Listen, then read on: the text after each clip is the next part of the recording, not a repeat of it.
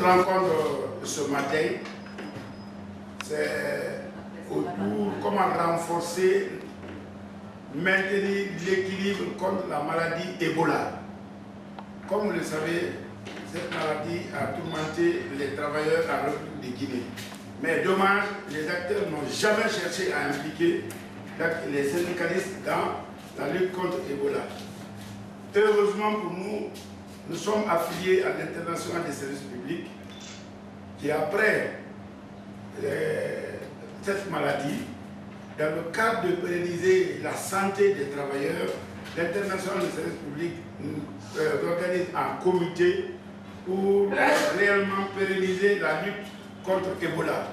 Notre rencontre ce matin, je vais passer la parole à notre point focal qui est Sophie Daniel Kourouma. Tout le temps, dans la gestion de Ebola, les syndicats n'ont pas été impliqués pour la plupart du temps. C'est l'ISP, il faut le reconnaître. Ils sont déjà venus une première fois en Guinée. Avec eux, on a été voir pas mal d'acteurs qui sont impliqués dans la lutte contre Ebola. Et depuis, nous sommes à pied d'œuvre pour que vraiment, désormais, les syndicats soient plein pied dans la stratégie de l'intervention contre Ebola. Et nous avons donc élaboré un plan d'action que nous sommes en train de réaliser. On a déjà réalisé la première activité. Aujourd'hui, le comité qui a été mis en place, c'est ce comité qui se réunit aujourd'hui pour élaborer la position syndicale. Nous allons élaborer tout à l'heure la position syndicale avec tous les acteurs, tous les membres du comité.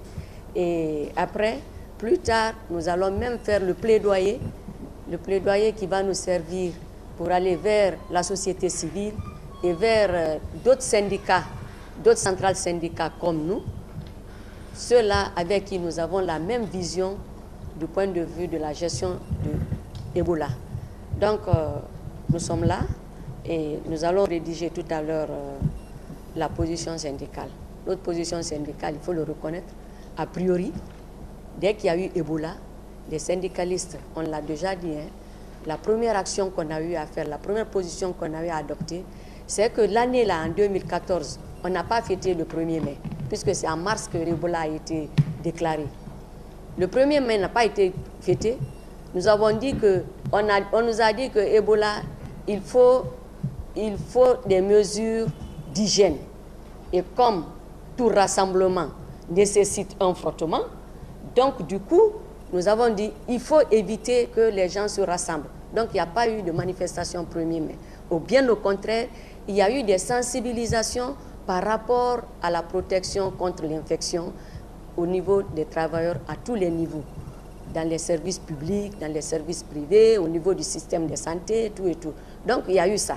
Ça a été la première position syndicale. Et par la suite, on a exigé au niveau de tous les départements qu'il y ait des kits sanitaires. Donc, le syndicat, on s'est vraiment attelé à ça.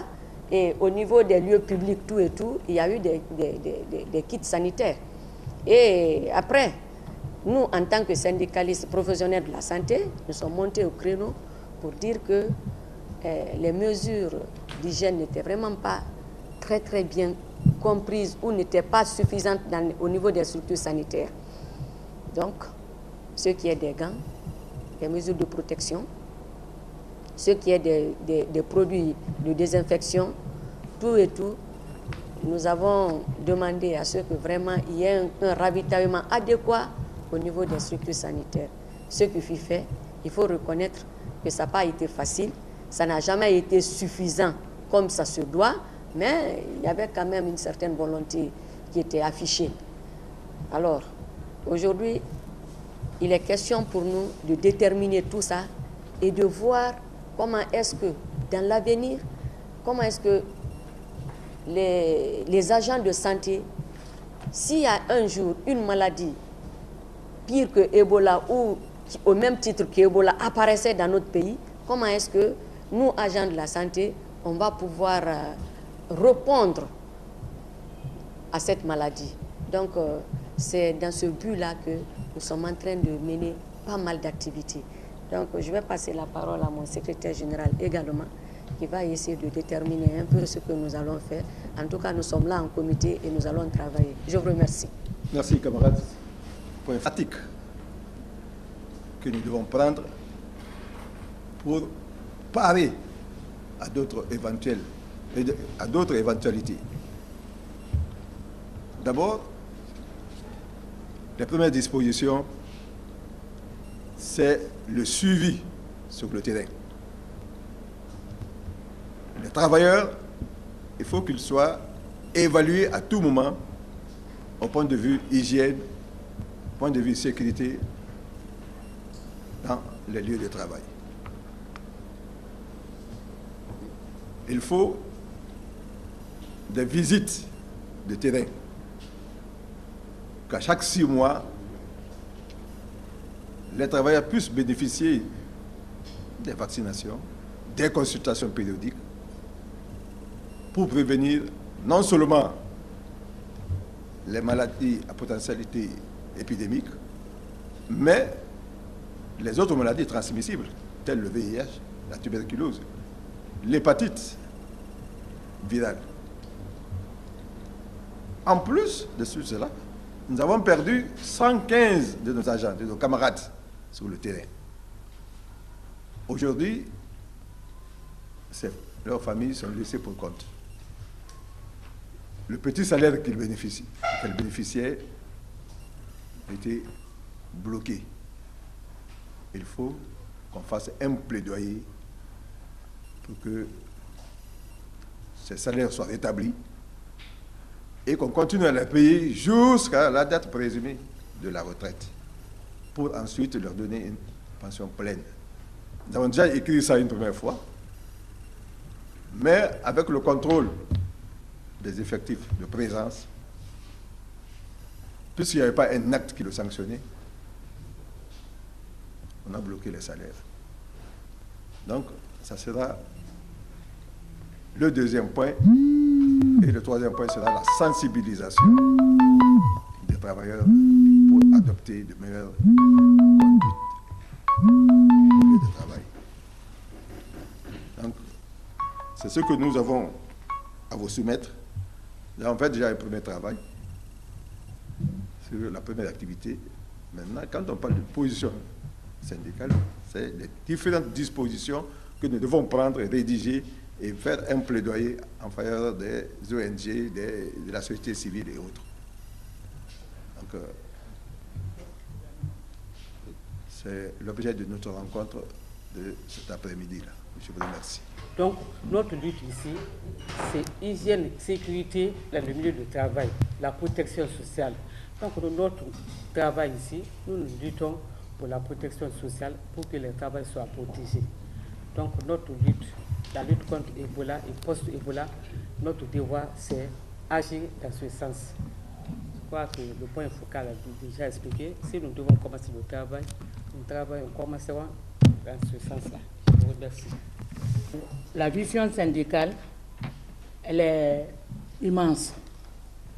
Les autres ont beaucoup parlé, ils ont énuméré certains points, mais tout de même, comme nous sommes des syndicalistes et que Ebola concerne nos travailleurs, parce qu'il y a eu beaucoup de victimes au niveau des travailleurs, des agents de santé, et que le syndicat, après tout ce qui s'est passé, après la fin d'Ebola en République de Guinée, il faut qu'on fasse un suivi et continuer à mettre non seulement des comités d'hygiène santé au niveau des différents départements, parce que ça c'est pour nos travailleurs, et toujours nous impliquer, nous faisons en tout cas un plaidoyer vers le gouvernement pour que les syndicats soient impliqués dans la politique nationale de protection sociale, parce qu'en Guinée, la protection sociale n'est pas élargie d'abord.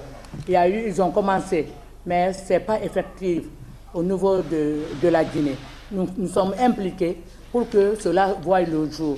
Dans ce cadre, il faut que tous les syndicalistes ou bien toutes les centrales syndicales puissent en tout cas se mêler, s'impliquer dans cette lutte pour que désormais, quand on a affaire à de telles maladies, que la Guinée ne soit pas touchée comme ce qui s'est passé au moment de la venue d'Ebola en République de Guinée.